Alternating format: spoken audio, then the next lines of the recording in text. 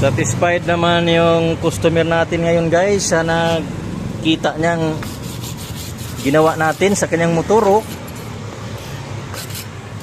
Yan guys yung repair natin dito. Oh. Hindi pang ano lang, temporary. Kung hindi pang habang buhay na to guys. Hanggang may buhay yung makina. Hindi pa to masisira oh. Hanggang dito oh. So sa sunod dito na naman siguro ang masisira. Kalawangin siyempre. Yung original pa niya sa ilalim ito medyo hindi natin alam kung kinalawang na, pero I'm sure na kinalawang na to sa ilalim at saka dito. So yung usapan namin hanggang dito lang kung saan naputol. So sobrang tibay na to guys. Sabi niya okay na okay daw.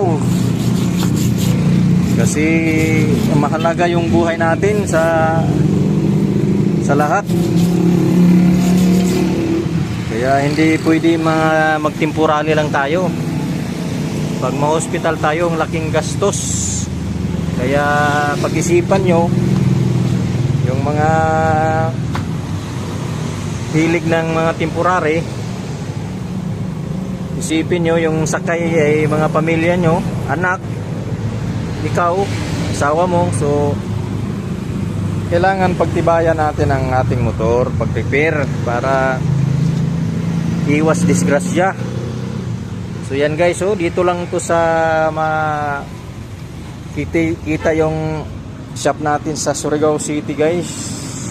Kilometer 1 Motoroho Repair Shop. Yan. Thank you guys sa panonood. Paki-subscribe sa ating channel na Nalits Adventure TV. Thank you.